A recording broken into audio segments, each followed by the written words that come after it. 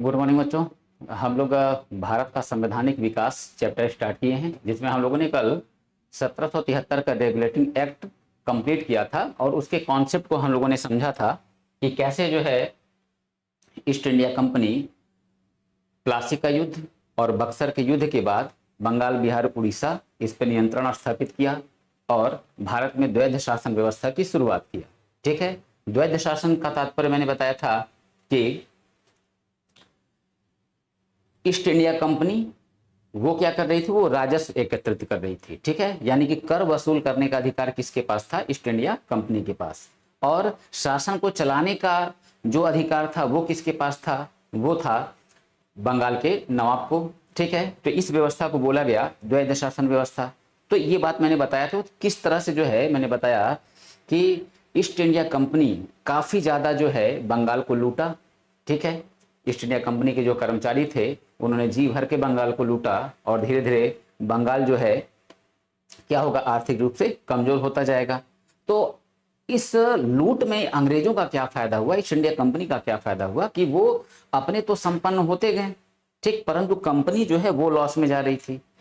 ठीक, अब जब कंपनी लॉस में जा रही थी, ये खुद अमीर हो रहे थे, तो ऐसी स्थिति में होता क्या है, ये ब्रिटेन में पहुंचते हैं और जो बैंक ऑफ इंग्लैंड है उससे ये मांग करते हैं पैसे की। ठीक, हम ऐसे से कह लें कि ये क्या करते हैं, वहां सरकार से मांग करते हैं कि हमें जो है कंपनी हमारी लॉस में जा रही है, ठीक है, और क्या किया जाए, इसको इसके लिए हमें धन दिया जाए। तो अब जब इस बात की खबर जो है ब्रिटेन को मिलती है कि धन की डिमांड हो रही है, ठीक है, और खुद तो ये मजबूत हो चुके हैं, खुद ये धनी हो चुके हैं, परंतु कंपनी लॉस में गई है, तो ये कैसे हुआ? तो फिर मैंने बताया था बच्चों कि गुप्त समिति का गठन हुआ और उसको भेजा गया कि जाओ जांच करो कि क्यों ये स्थिति आई। तब जो है पता क्या चलता है कि ये लोग अमीर हुए हैं यहाँ के बंगाल के लोगों को लूट खसोट के। ठीक है, बंगाल में जो है बेहद लूट खसोट मचाया इन लोगों ने और इससे अपने आप को तो मजबूत कर लिया, परंतु कंपनी को आगे बढ़ाने पे इन लोगों ने ध्यान नहीं दिया। ठीक, अब दूसरी गड़बड़ी क्या थी? दूसरी गड़बड़ी ये थी कि ये लोग कर क्या रहे थे, ये लोग जो ब्रिटेन में जिताऊ उम्मीदवार होते थे, जिताऊ उम्मीदवार का मतलब क्या होता है, जैसे बच्चों देखा करो अक्सर कि जब हमारे वहाँ सांसद या विधायक का चुनाव होता है तो इस चुनाव में हम लोग देखते हैं कि एक बात लगभग पहले से क्लियर होती है कि यहाँ से ये व्यक्ति चुनाव लड़ रहे हैं सांसदी का, ठीक है, या विधायकी का, तो इनका जीतना तय है। ठीक, तो ऐसे व्यक्ति को कहते हैं जिताऊ उम्मीदवार। तो ऐसे ही लोगों को ये भारत के पैसे के बल पे खरीद ले रहे थे। ठीक, ताकि जो है ये हमारे फेवर में, संसद में हमारे फेवर में कानून बनाए। अब ब्रिटेन इस चीज को देख रहा था कि अगर ऐसे ही चलता रहा तो पूरे ब्रिटेन की राजनीति को अपने गिरफ्त में ले लेंगे, इसलिए इनको कंट्रोल करना बेहद आवश्यक है। तब हुआ क्या, तब 1773 का रेगुलेटिंग एक्ट पास किया गया, बताया था मैंने। ठीक है, तो ऐसी स्थिति में क्या होता है, 1773 का रेगुलेटिंग एक्ट ये पास हुआ था और इसके द्वारा कुछ रूल लाए गए। रेगुलेटिंग एक्ट पास हुआ और कुछ रूल लाए गए। तो क्या क्या लाए गए, उस बातों को हम लोगों ने कल जान लिया था। ठीक है, उन बातों को हम लोगों ने कल जान लिया था। तो क्या क्या रूल लाए गए, ठीक, तो उसमें जो सबसे काम की जो बात है वो बात बच्चों ये थी कि जो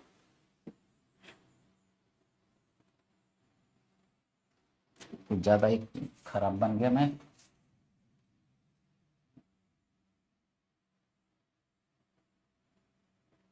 ठीक है, काम लायक बात जो है बच्चों वो ये है कि हम लोग ये देख रहे हैं यहां बंगाल, यहां बंबई और ये मद्रास। ठीक है, ये तीन क्षेत्र हैं। ठीक, तो अब देखो बंगाल में भी गवर्नर था, बंगाल में भी गवर्नर था, बंबई में भी गवर्नर था और मद्रास जो है यहां भी गवर्नर था। तीनों जगहों के गवर्नर जो है, तीनों जगहों का व्यापार, ठीक, और प्लस राजनीति, वो दोनों देख रहे थे।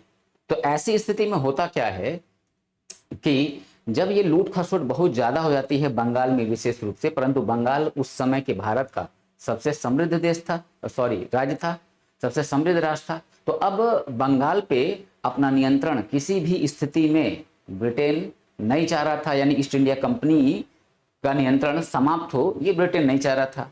तो अब देखो होगा क्या, अब इसके लिए होगा ये कि इन ईस्ट इंडिया कंपनी वालों को नियंत्रित करने के लिए 1773 का रेगुलेटिंग एक्ट आएगा। तो एक मैंने प्रावधान क्या बताया, प्रावधान बताया था कि बंगाल का जो गवर्नर है, बंगाल का जो गवर्नर था, गवर्नर, इसी को क्या किया गया, तीनों प्रेसिडेंसी, ठीक ना, तीनों प्रेसिडेंसियों का बना दिया गया क्या, गवर्नर जनरल, गवर्नर जनरल। तो प्रथम गवर्नर जनरल कौन बना बंगाल का, तो वारेन हेस्टिंग। बच्चों शब्दों को ध्यान रखना कि बंगाल का गवर्नर जनरल मैंने बोला है, भारत का गवर्नर जनरल नहीं बोला है, ठीक है। तो वारेन हेस्टिंग्स जो है ये बना बंगाल का गवर्नर जनरल। अब इन तीनों गवर्नरों को किसके अधीन रख दिया गया, तो वारेन हेस्टिंग्स के अधीन रख दिया गया, ठीक। यानी कि क्या किया जा रहा है, केंद्रीकरण किया गया, ठीक ना, केंद्रीकरण किया गया शक्तियों का, ठीक है, सेंट्रलाइजेशन किया गया। क्यों किया गया, देखो बात को बच्चों ध्यान से सुनना। मैं क्या बोला, ईस्ट इंडिया कंपनी करप्शन कर रही है, खुद मजबूत हो रही है, खुद धनी हो रही है, और इस भारत के धन के बेस पे ये जो ब्रिटेन की जिताऊ उम्मीदवार हैं उसको अपनी गिरफ्त में ले रहे हैं। अगर उनको गिरफ्त में लिया तो ये क्या है, ये एक प्राइवेट कंपनी है, ठीक है, प्राइवेट कंपनी है कुछ हिस्सेदारों का, ठीक है। अभी मैं कोर्ट ऑफ डायरेक्टर का यहाँ चर्चा करूंगा जिसमें 24 मेंबर हैं। तो ये प्राइवेट कंपनी है। अब एक प्राइवेट कंपनी पूरे देश को धीरे धीरे अगर अपनी गिरफ्त में ले लेगा तो फिर वहां पे सम्राट, प्राइम मिनिस्टर, ठीक है, वहां के अन्य जो मिनिस्टर हैं, मंत्री जो हैं, फिर उनके होने का कोई मतलब रह जाएगा नहीं, ठीक है। ब्रिटेन ये नहीं चाहता था, परंतु दूसरी तरफ ये बात भी थी कि ब्रिटेन ये भी नहीं चाह रहा था कि ईस्ट इंडिया कंपनी भारत से चली जाए। भाई वो तो चाह रहे हैं कि भारत में रहे, परंतु जो लाभ वो कमा रहे हैं उसका एक ठीक ठाक परसेंटेज जो है वो ब्रिटेन को पहुंचे, जिससे ब्रिटेन का विकास हो सके, ठीक है, ब्रिटेन का विकास हो सके, ये ब्रिटेन चाह रहा था।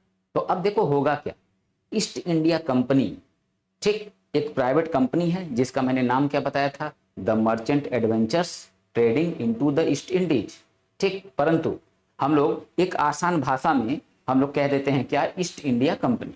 क्यों बोल देते हैं ईस्ट इंडिया कंपनी, तो सभी हैं, मैंने कल डायग्राम में बताया था, ठीक है, मैप में ही, कि किस तरह से जो है सबसे पहले पुर्तगाली आए 1498 में, वास्को डी गामा आया, ठीक है, समुद्र मार्ग से भारत को खोजा।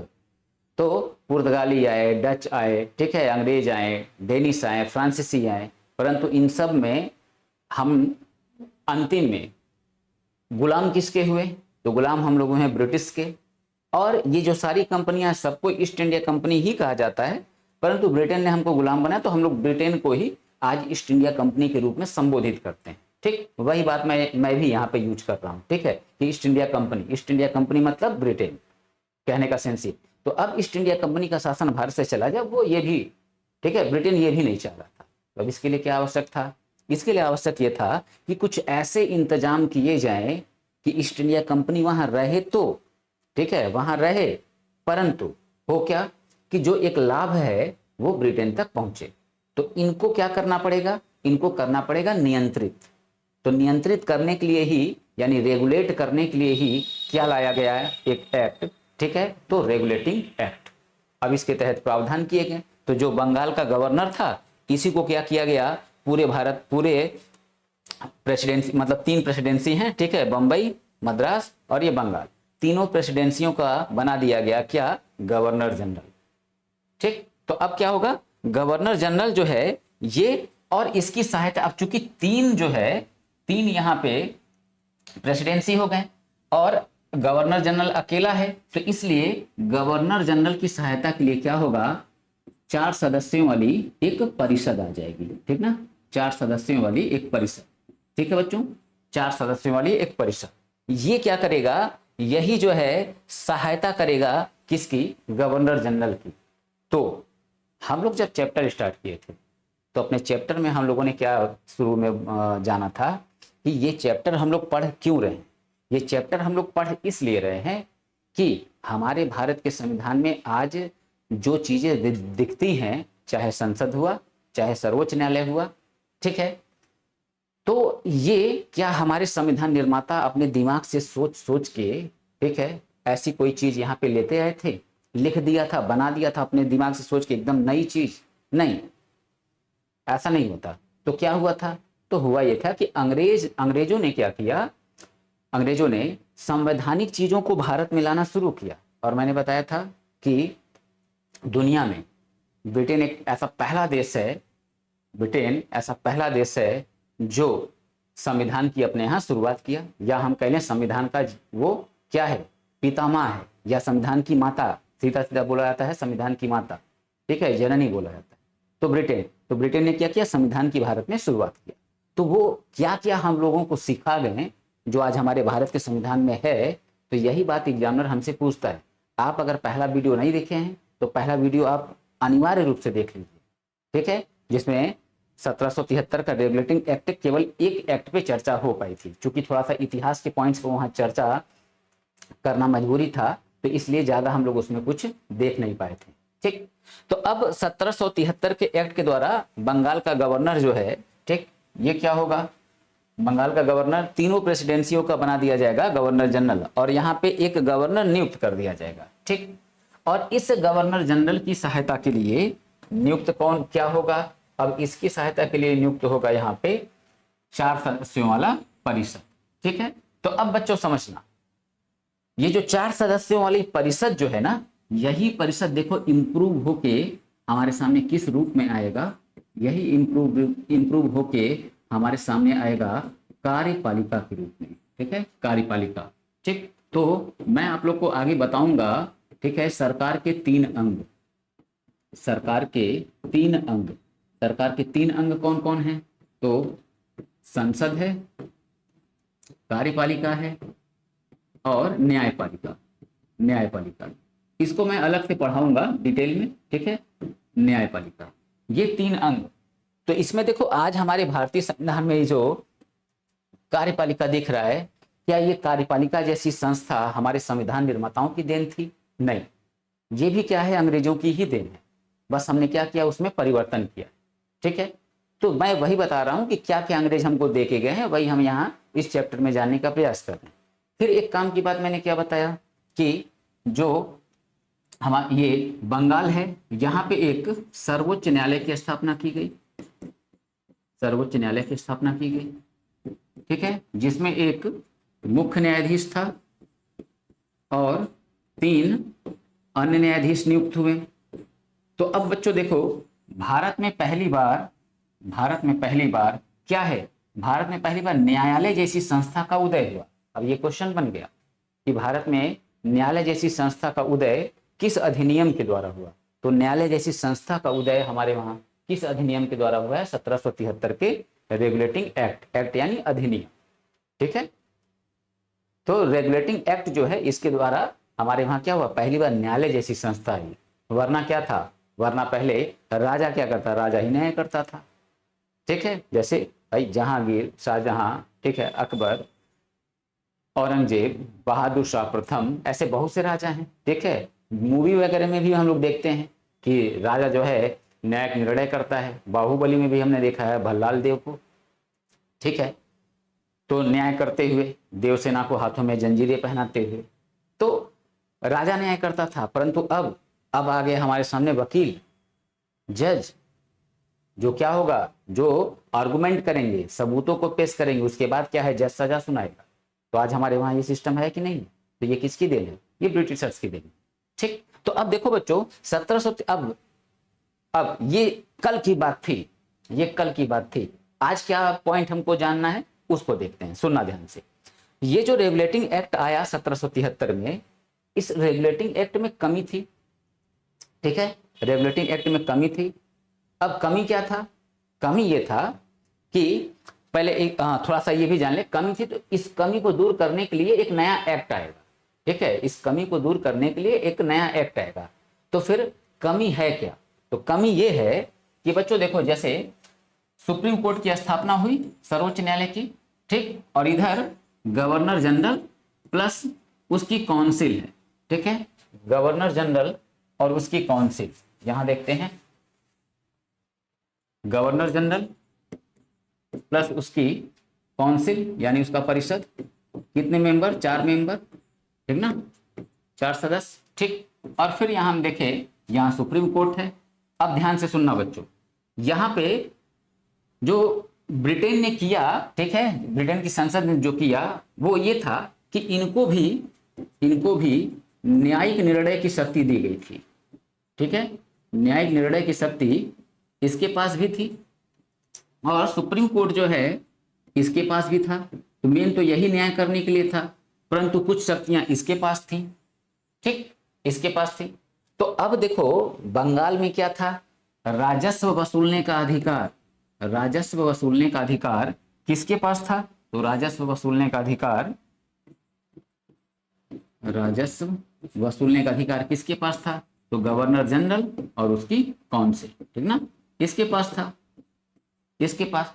तो अब देखो जब कभी गवर्नर जनरल की टीम जब राजस्व लेने जाती थी तो राजस्व संबंधित कोई मुद्दा होता था, जैसे टैक्स बढ़ा रहे हैं, घटा रहे हैं, तो इस बात को लेके पहुंच जाते थे बंगाल के लोग कहाँ, सुप्रीम कोर्ट में, कि ऐसे ऐसे जो है हमारे साथ हो रहा है, प्रॉब्लम हो रही है, ठीक है, प्रॉब्लम हो रही है। तो क्या हुआ, तो अब यहां समस्या आ रही थी, तो ये सुप्रीम कोर्ट क्या कर रहा था, ये इनके राजस्व अधिकारिता में इंटरफेयर करता था।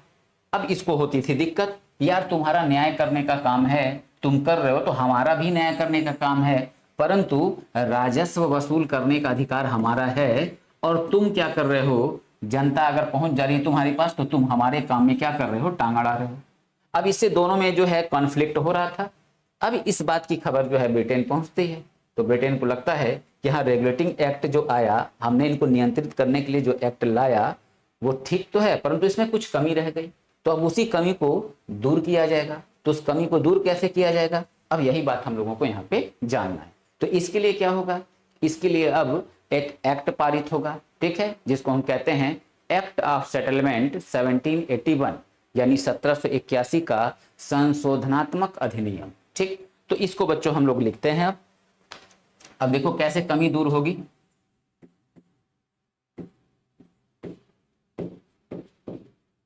एक्ट ऑफ सेटलमेंट 1781, ठीक है, 1781 हो सकता हो बहुत से किताबों में बच्चों ये आपको ना दिया हो, ठीक है, परंतु ये बीच में है, इसको जानना जरूरी है, ठीक है। तो 1781 का एक्ट ऑफ सेटलमेंट, अब इससे क्या हुआ, अब देखो यहां पहला पॉइंट, अब क्वेश्चन क्या बनेगा इसको देखते हैं और अभी समझेंगे। तो पहला पॉइंट, इस एक्ट को रेगुलेटिंग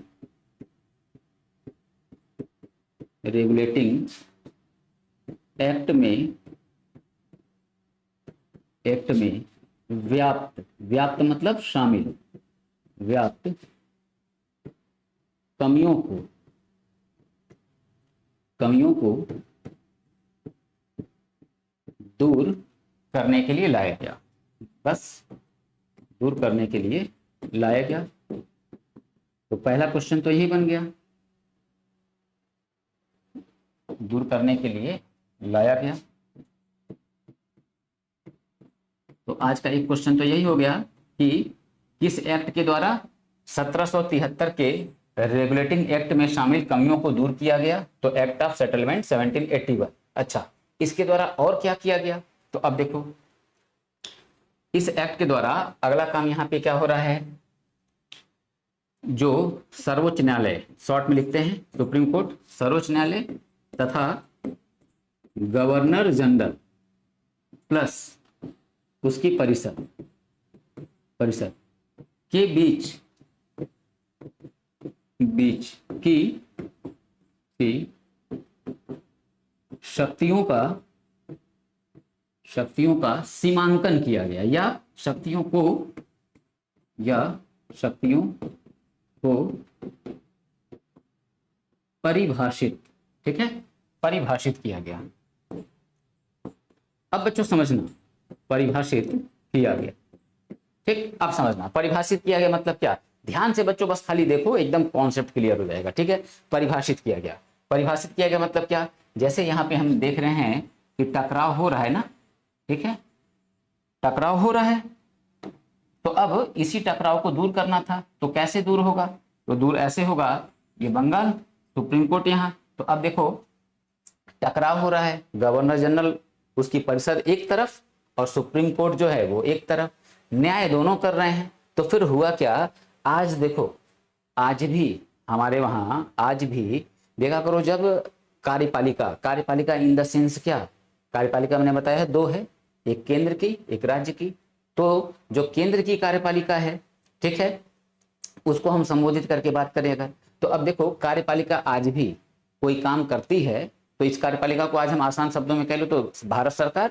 ठीक, तो सरकार अगर कोई काम करती है तो फिर होता क्या है कि सुप्रीम कोर्ट उसमें इंटरफेयर कर देता है। ठीक है, इंटरफेयर कर देता है। अब देखो ये इस समय का ये दिक्कत आज भी देखो जो है थोड़े बहुत मात्रा में विद्यमान है। ठीक ना, और तो और इसी कार्यपालिका के अंग जो हैं मंत्रिपरिषद और एडमिनिस्ट्रेशन दोनों हैं। तो बच्चों देखा करो, जो मजिस्ट्रेट है, ठीक ना, डीएम जो है, तो पता चल रहा है डीएम जो है वो 50,000 तक के जो मुकदमे हैं वो डीएम देखता है। इसीलिए तो डीएम को, यानी ये जो जिलाधिकारी है इसको हम क्या बोलते हैं, डिस्ट्रिक्ट मजिस्ट्रेट, समझ रहे हो। तो ये क्या है, ये कुछ अमाउंट तक के मुकदमों की सुनवाई करता है। तो मैंने क्या बोला, 73 वाले में क्या था, जो गवर्नर जनरल उसकी परिषद, परिषद से इन द सेंस क्या है, यही परिषद आके चल के कार्यपालिका बनेगा। ठीक, और ये गवर्नर जनरल क्या हो जाएगा, गवर्नर जनरल राष्ट्रपति हो जाएगा। समझ रहे हो, वो अलग बात है कि इसमें हम लोग संशोधन करेंगे और रियल पावर राष्ट्रपति के पास नहीं होगा, प्रधानमंत्री के पास होगा। ठीक, वो अलग बात है। यही गवर्नर जनरल क्या हो जाएगा, राष्ट्रपति हो जाएगा। और ये जो परिषद है ये क्या हो जाएगी, कार्यपालिका। ठीक, कार्यपालिका। तो अब देखो यहाँ पे कि दिक्कत हो जा रहा है ना, ठीक है, आज भी दिक्कत हो जा रहा है। तो सुप्रीम कोर्ट क्या करता है, सुप्रीम कोर्ट जब देखता है कि कार्यपालिका कुछ गड़बड़ी कर रही है तो सुप्रीम कोर्ट उसमें आज भी इंटरफेयर कर देता है। तो उसी समय क्या किया गया, शक्तियों को परिभाषित किया गया, बताया गया कि सर्वोच्च न्यायालय को कि भाई तुम्हारा देखो ये काम है, तुम अपने इसी दायरे में रहो। ठीक, और कार्यपालिका का राजस्व एकत्रित करने का काम है, ठीक है, व्यापार करने का काम है, ठीक है, गवर्नर जनरल, ठीक, ईस्ट इंडिया कंपनी, तो उसको अपना काम करने दो, तुम बीच में इंटरफेयर मत करो।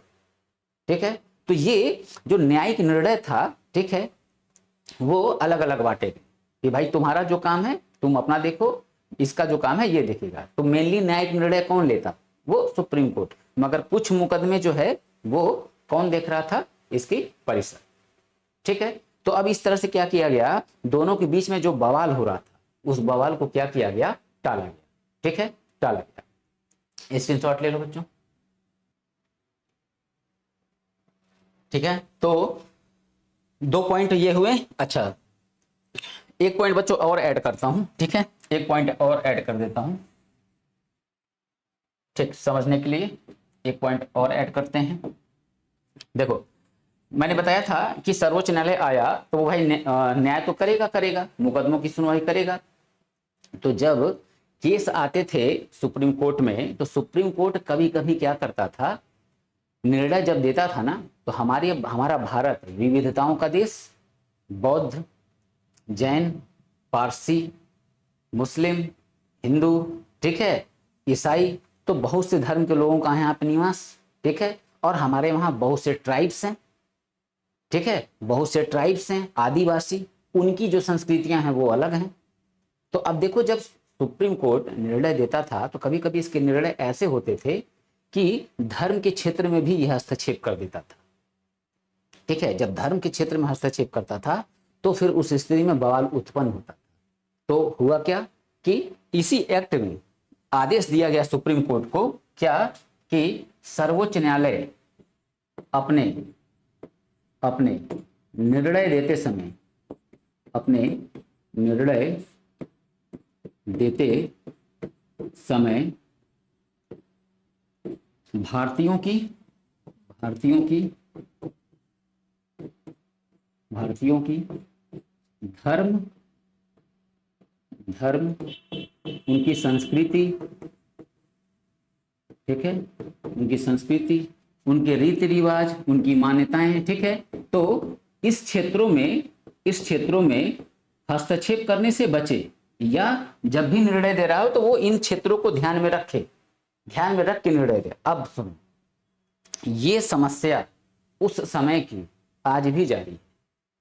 आज भी जारी है क्या? याद करो बच्चों, मैंने पढ़ा रखा है डीपीएसपी मैंने बताया था आर्टिकल 44, ठीक है, सामान्य नागरिक संहिता। मैंने बताया था क्या कि सामान्य नागरिक संहिता क्या है कि भारत के सभी लोगों को, राज्य का यह कर्तव्य होगा कि भारत के सभी लोगों को सामान्य नागरिक संहिता के तहत ले आए। तो उसमें मैंने समझाया था कि हमारे वहाँ आज भी कुछ क्षेत्रों में न्यायिक निर्णय जो हैं वो धर्म के आधार पे होते हैं। तल्हा कुल्हा का केस अगर है, हिंदू धर्म में उसके नियम कुछ अलग हैं, मुस्लिम धर्म में नियम कुछ अलग हैं, क्रिश्चियन में कुछ अलग, ठीक है।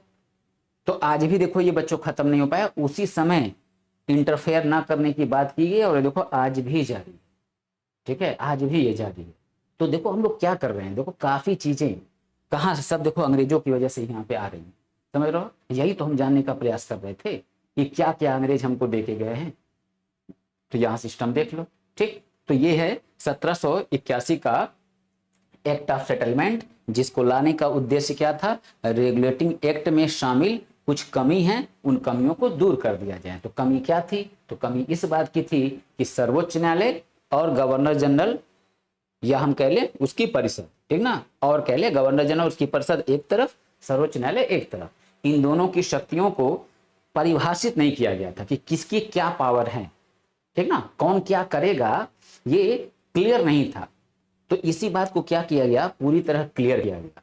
हालांकि क्लियर करने के बावजूद भी क्लैश जो है ना वो रह के हो जाया करते थे, और आज भी हो जाता है, आज भी हो जाता है। जब सुप्रीम कोर्ट के केसेज को जब पढ़ोगे बच्चों, ठीक है, तो बहुत से केस जब पढ़ोगे ना उसमें दिखेगा, ठीक है, कि किस तरह से जो है सर्वोच्च न्यायालय के निर्णय को संसद कहने तो हम एक तरह से सरकार ने, केंद्र सरकार ने सर्वोच्च न्यायालय के निर्णय को पलटने का जो है कि प्रयास किया है और पलटा भी है।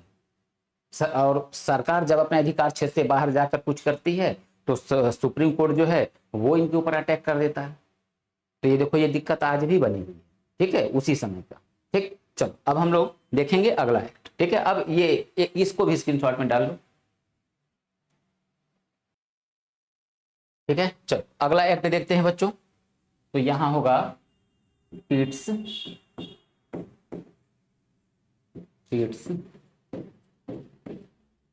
इंडिया एक्ट,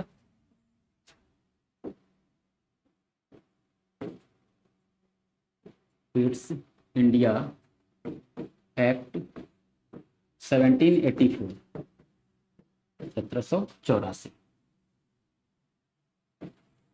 1784, ठीक है। अच्छा अब इसको जरा हम लोग देखें, तो पहले इसके अधिनियम को देखें। तो यहां एक अधिनियम लिखते हैं पहले। इस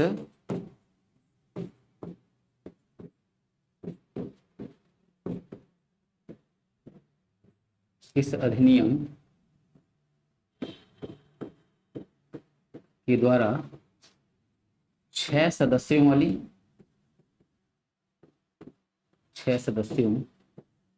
वाली बोर्ड ऑफ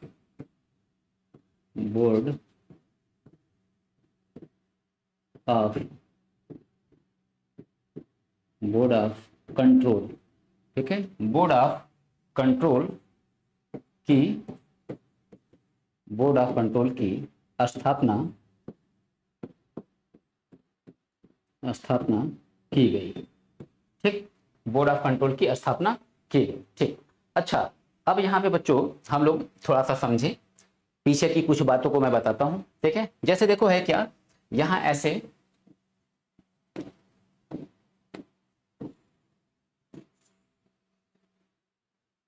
ये कोर्ट ऑफ डायरेक्टर, ठीक ना, कोर्ट ऑफ डायरेक्टर, और यहां मैंने लिखा है board of control, board of control, BOC, ठीक है, बोर्ड ऑफ कंट्रोल। ठीक, तो कोर्ट ऑफ डायरेक्टर और बोर्ड ऑफ कंट्रोल ये दो संस्थाएं। अब देखो बोर्ड ऑफ कंट्रोल आ रहा है कब, पिट्स इंडिया एक्ट 1784 के दौरान। ठीक, अब ये क्या क्यों आ रहा है, वहां के प्रधानमंत्री हैं ब्रिटेन के प्रधानमंत्री विलियम पिट। ठीक है, विलियम पिट, तो उनके द्वारा ठीक है ये अधिनियम पारित किया गया। ठीक है, इसीलिए इसका नाम क्या है, पिट्स अधिनियम। ठीक है, पिट्स इंडिया एक्ट 1784। अब ये पहले इसको थोड़ा सा समझो कि कोर्ट ऑफ डायरेक्टर ये क्या है बच्चों। देखो कोर्ट ऑफ डायरेक्टर क्या है, जैसे ब्रिटेन में जब ब्रिटेन में जो द मर्चेंट एडवेंचर्स कंपनी है, जिसको हम लोग आम भाषा में ईस्ट इंडिया कंपनी कह रहे हैं। ठीक है, तो इसमें कुछ हिस्सेदार थे। ठीक ना, कुछ हिस्सेदार, जैसे कोई अगर हमको कंपनी, हम लोग कोई कंपनी खोलते हैं तो कंपनी में मालूम चला कि 20 लाख रुपए की हमको जो है या 1 करोड़ रुपए की हमको जरूरत है, तो पता क्या चला कि 50 लाख रुपए मेरे पास है और 50 लाख रुपए हमको चाहिए। तो हम लोग इस 50 लाख रुपए की प्राप्ति के लिए क्या करते हैं, शेयर निकाल देते हैं मार्केट में। तो शेयर जो खरीदता है, ठीक है, तो वो पैसा देगा, तो जो पैसा देता है तो वही अगर 50 लाख का शेयर निकाला, सब बिक गया, तो हमारा 1 करोड़ हो गया। ठीक, अब 1 करोड़ जब हो जाएगा तो 1 करोड़ से हम व्यापार करेंगे। तो व्यापार करने में ठीक है, जो प्रॉफिट मान लो आ रहा है 100, मान लो प्रॉफिट आया 100%, तो मान लो एक परसेंटेज निकाला 100, तो अब 100 में क्या है, जितने लोग जितना शेयर खरीदे रहते हैं उसी शेयर के हिसाब से उनको प्रॉफिट भी क्या होता है, दे दिया जाता है। और अगर कंपनी लॉस में जाती है, ठीक ना, कंपनी अगर लॉस में जाती है तो देखा करो, लोग कहते हैं ना कि शेयर मार्केट में पैसा डाला तो बहुत जो है कि आगे निकल गया, और कुछ लोग को देखा करो ये भी सुनते हो ज्यादा, बल्कि सुनाई देता है कि शेयर मार्केट में इतने पैसे डूब गए। तो यही कंपनी अगर फायदा में गया तो शेयर हमने अगर खरीदा है तो हमारा फायदा हुआ। ठीक, कंपनी अगर घाटे में गई तो फिर हमने शेयर खरीदा है तो हमारा घाटा भी हुआ। अब क्या है यहाँ पे, तो ये जो कोर्ट ऑफ डायरेक्टर है, ऐसे ही बहुत से शेयर धारक थे, मगर इन शेयर धारकों में जो सबसे ज्यादा जिसका शेयर था, उन शेयर धारकों की एक पूरी टीम थी, जिसमें कितने लोग थे, 24 लोग थे। तो ये 24 लोगों का पूरा जो टीम है, इसी को कहते हैं कोर्ट ऑफ डायरेक्टर। ठीक ना, इसमें कितने लोग हैं, 24 लोग हैं। तो 24 लोगों का ये जो पूरा टीम है, इसी को कहा जाता है कोर्ट ऑफ डायरेक्टर। ठीक है, तो अब कोर्ट ऑफ डायरेक्टर ये एक तरफ, और जस्ट इसके नीचे कौन काम कर रहा है, गवर्नर जनरल प्लस उसकी परिषद, काउंसिल, ठीक ना, प्लस उसकी काउंसिल, ये काम कर रही है।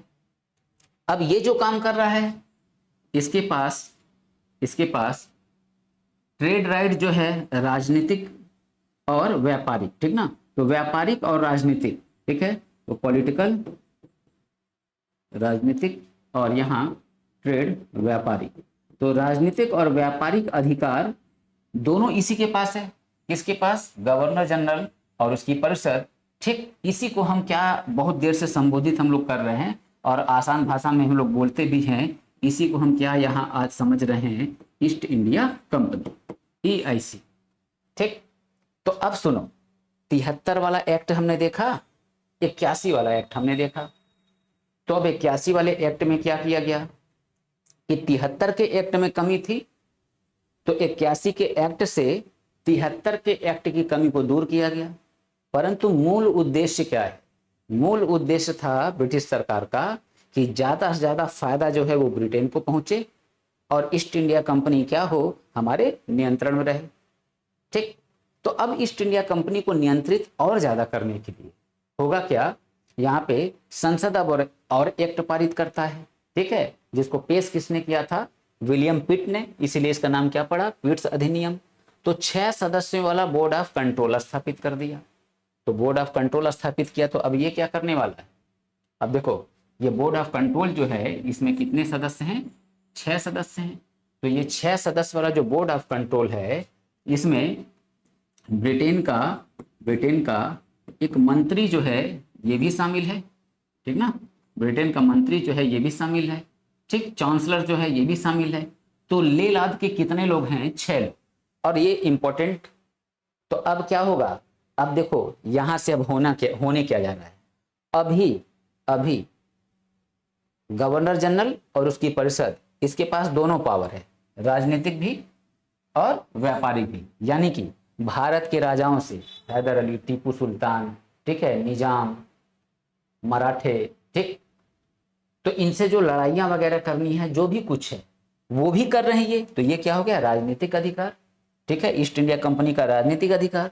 और जो ये सामान खरीद रहे हैं और जिन जिन क्षेत्रों पर इनका अधिकार हो चुका है, बंगाल, बिहार, उड़ीसा, ठीक, हो चुका है, तो वहां के संसाधनों का, ठीक है, दोहन करके ये क्या कर रहे हैं, उसको यूरोप में बेच रहे हैं, ठीक ना, सामान को बेच रहे हैं, प्रॉफिट कमा रहे हैं, ठीक, और उसका जो कुछ परसेंटेज है वो सरकार को वहां के ब्रिटेन की दे रहे हैं। अच्छा, ठीक, तो अब देखो क्या होगा, बोर्ड ऑफ कंट्रोल जब आ जाएगा पिट्स इंडिया एक्ट के द्वारा, तो अब देखो होगा क्या, ये बोर्ड ऑफ कंट्रोल जो है, अब ये क्या करेगा, ये ले लेगा क्या, ये ले लेगा राजनीतिक पावर अपने हाथ में, ठीक ना, ये ले लेगा राजनीतिक शक्ति अपने हाथ में।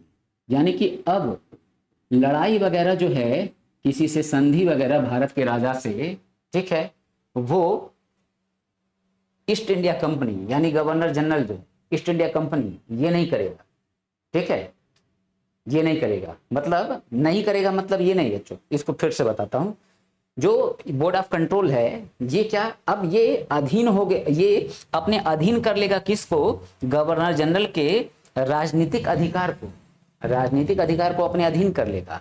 अब देखो लड़ाई लड़ना या कुछ भी करना वो होगा, वो ईस्ट इंडिया कंपनी ही करेगी, परंतु किससे पूछ के करेगा, बोर्ड ऑफ कंट्रोल से पूछ के करेगा। वरना इसके पहले क्या था, बोर्ड ऑफ कंट्रोल से कोई, बोर्ड ऑफ कंट्रोल तो था ही नहीं, सब कौन था मालिक, यहाँ कोर्ट ऑफ डायरेक्टर है, ठीक है, कोर्ट ऑफ डायरेक्टर के अधीन क्या है, गवर्नर जनरल, उसकी परिषद। तो अभी इसके पहले क्या था, सारा कुछ यही देख रहे थे ईस्ट इंडिया कंपनी, परंतु अब क्या होगा, अब राजनीतिक अधिकार जो है वो क्या किया जाएगा, छीन लिया जाएगा, ठीक है, और आ जाएगा पावर राजनीतिक किसके पास, बोर्ड ऑफ कंट्रोल के पास, ठीक। परंतु सीधे बोर्ड ऑफ कंट्रोल का इंटरफेयर करने का मतलब यह है कि ब्रिटिश सरकार का इंटरफेयर, तो ब्रिटिश सरकार का इंटरफेयर नहीं है, ब्रिटिश सरकार अपने देखरेख में, ठीक है, ईस्ट इंडिया कंपनी से ही इंटरफेयर करा रहा है, यानी ईस्ट इंडिया कंपनी इंटरफेयर कर रहा है बोर्ड ऑफ कंट्रोल से पूछ के। परंतु बाद में एक समय ऐसा आएगा 1857 की क्रांति के बाद कि जो बोर्ड ऑफ कंट्रोल है ये ब्रिटिश सरकार के हाथ में है, तो ब्रिटिश सरकार का सीधा भारत में शासन हो जाएगा, ठीक है, ब्रिटिश सरकार का सीधा जो है भारत में इंटरफेयर हो जाएगा। तो अब जो है इस बात को हम लोग देखते हैं, एक मिनट बच्चों,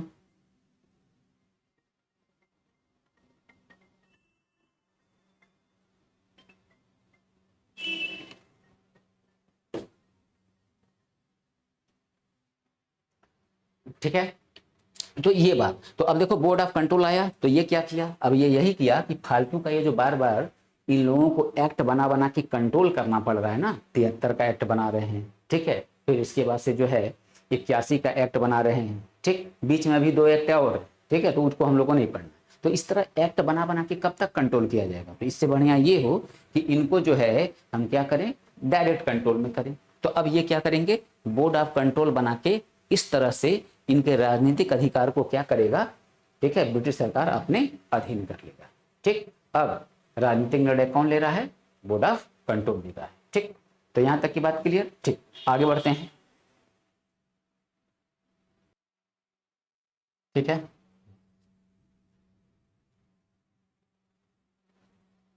तो एक पॉइंट बस इसमें और जोड़ देते हैं बच्चों, गवर्नर जनरल जो है, दूसरा पॉइंट, गवर्नर जनरल, इसकी जो परिषद की सदस्य संख्या है, गवर्नर जनरल के परिषद की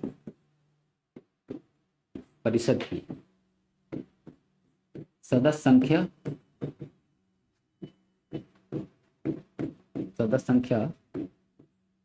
4 से घटाकर 3 कर दी गई, ठीक है, 4 से घटाकर 3 कर दी गई, ठीक। तो पिट्स इंडिया एक्ट जो है ये इसमें बच्चों ये दो बात ध्यान रखनी है, और इसको प्रस्तुत किसने किया था? विलियम पिट्स ने। ठीक है, विलियम विलियम पिट्स। ठीक है, इसीलिए इस अधिनियम का नाम क्या पड़ा है? Pitt's India act. ठीक है, तो अब जो बच्चों हम लोग अगला एक्ट जो होगा 1813 का चार्टर एक्ट, बेहद शानदार। ठीक है, उसको अब देखते हैं। चलो,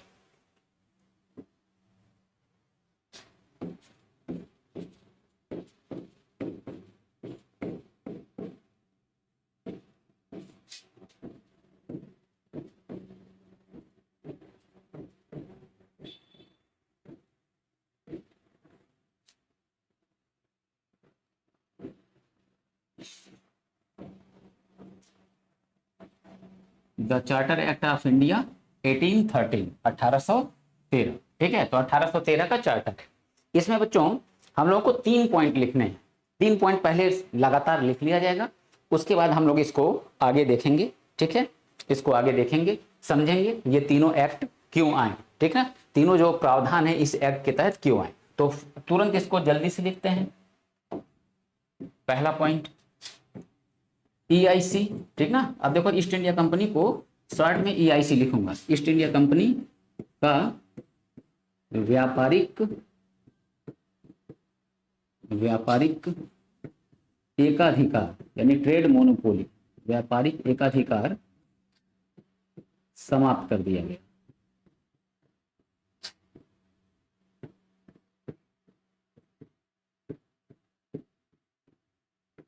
समाप्त कर दिया गया, परंतु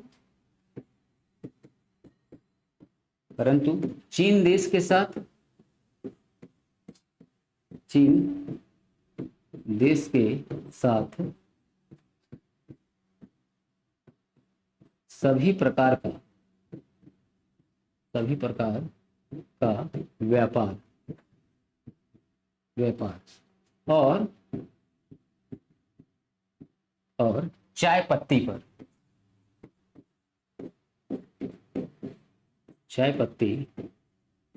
पर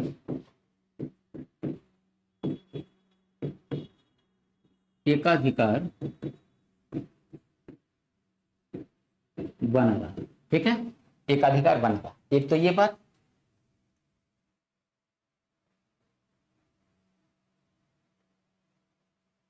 ठीक, दूसरा जरा देखें,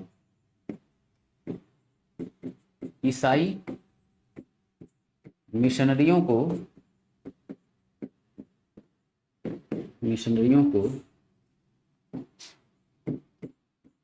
भारत में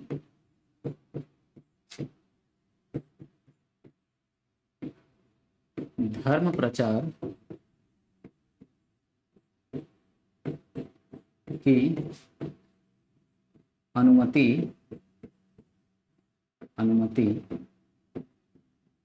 प्रदान की गई। भारत में धर्म प्रचार की अनुमति प्रदान की गई। ठीक, और थर्ड देख लें तो भारतीयों की शिक्षा पर प्रति वर्ष 1,00,000 रुपए खर्च करने का प्रावधान किया गया।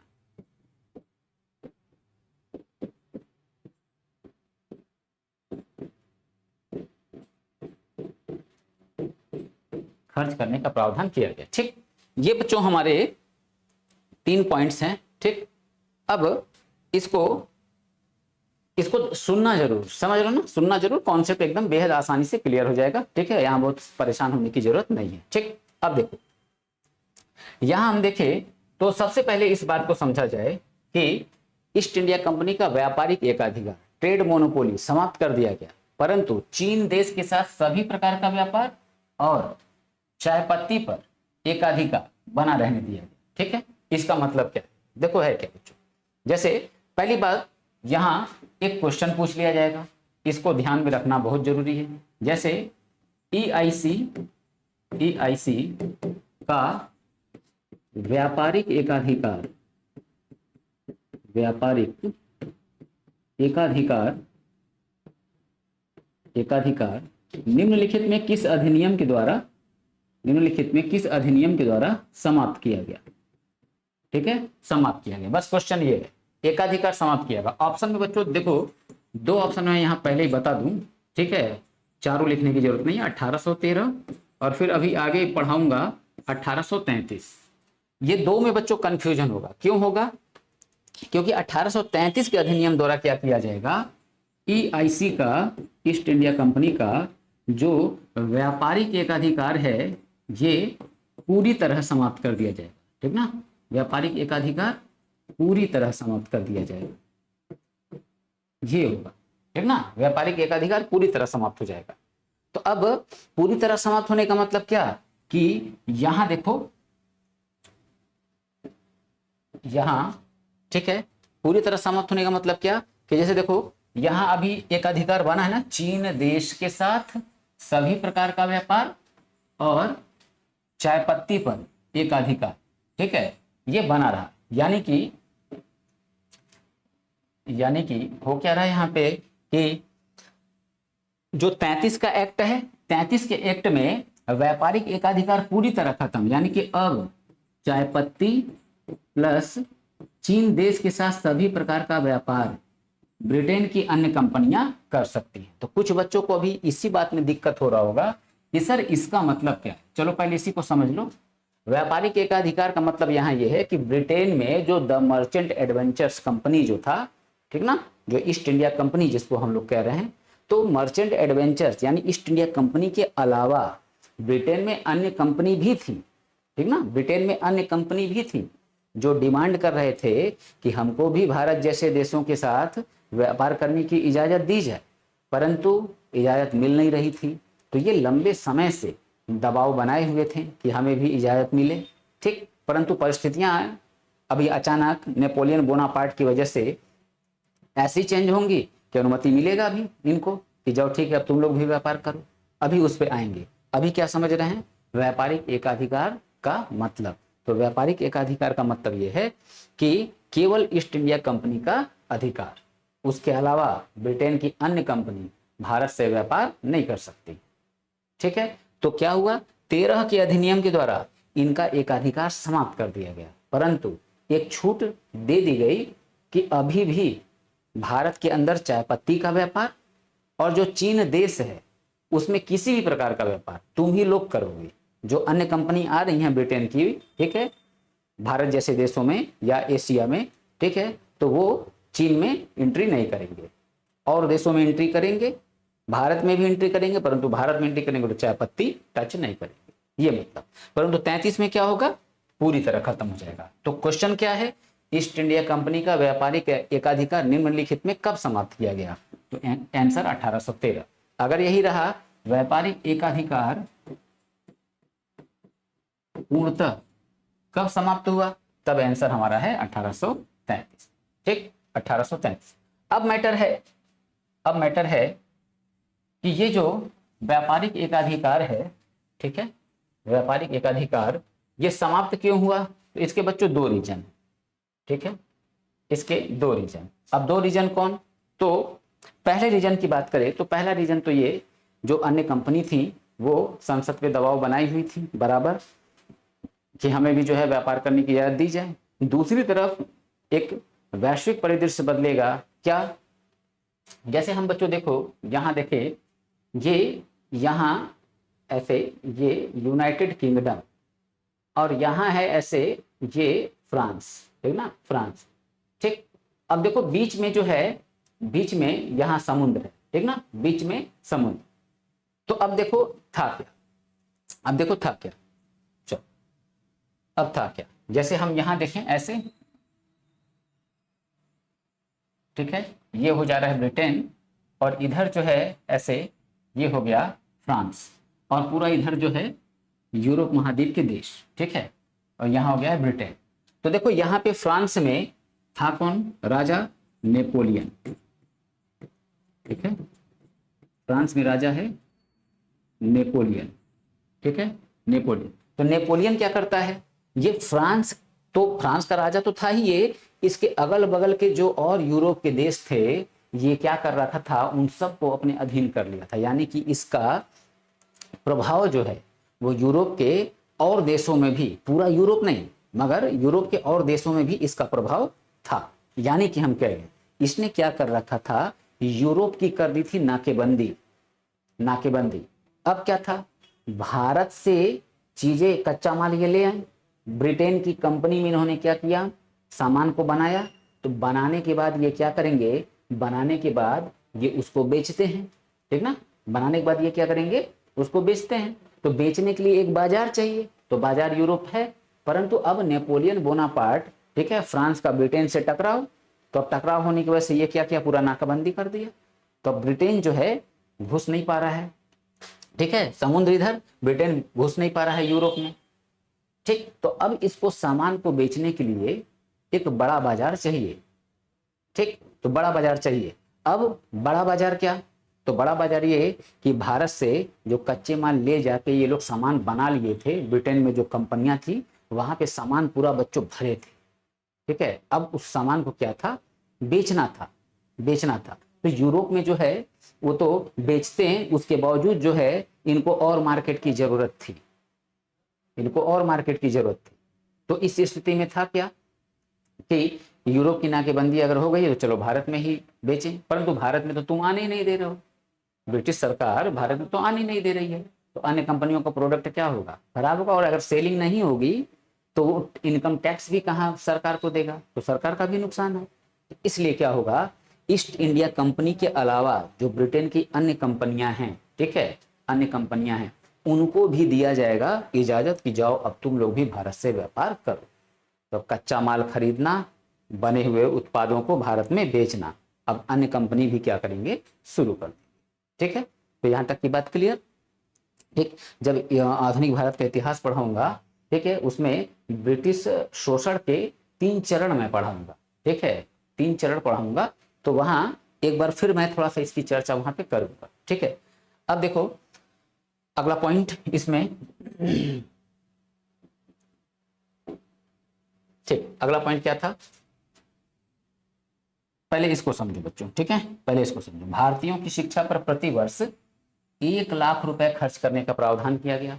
अच्छा, अंग्रेज देखो, अंग्रेज जो है ये बदमाश सब हम लोगों के लिए कुछ करते नहीं थे, ठीक है, हम लोग के फायदे के लिए कोई काम नहीं करते थे। हर वो काम जिसमें इनका खुद का फायदा था, ठीक है, हर वो काम जिसमें इनका खुद का फायदा था, ठीक है, ये वही काम करते थे। तो अब थोड़ा सा लॉजिक लगाने की जरूरत है कि भारतीयों की शिक्षा पे 1 लाख रुपया खर्च करने से इनका क्या फायदा है, ठीक है। तो अब बच्चों फायदा सुनो, भारतीयों की शिक्षा पे 1 लाख रुपया खर्च करने का फायदा यह है कि ब्रिटेन से जो वहां के लोग थे भारत में आके अगर काम करते तो उनके डिमांड्स बहुत ज्यादा थे, ठीक ना, उनके डिमांड्स बहुत ज्यादा थे, सैलरी के रूप में डिमांड्स बहुत ज्यादा था, ठीक। तो अब डिमांड्स बहुत ज्यादा थे मगर भारत के लोग जो है उनके डिमांड्स कम थे। तो समस्या एक उत्पन्न हो रही थी, वो क्या, लैंग्वेज का, भाषा का, ठीक है, भाषा का समस्या उत्पन्न हो रहा था कि अंग्रेजी बोल रहे हैं अंग्रेजी, भारतीय बोल रहे हैं हिंदी, तो कैसे होगा काम। तो अंग्रेजों ने क्या किया, अंग्रेजों ने भारतीयों को पढ़ाया, ठीक है, और उसमें अंग्रेजी शिक्षा व्यापक रूप से दिया, ठीक है, अंग्रेजी शिक्षा जो है व्यापक रूप से दिया। हम जब दक्षिण भारत जाते हैं वहां भी देखते हैं अलग अलग लैंग्वेज, हिंदी भी वहां नहीं है, ठीक है।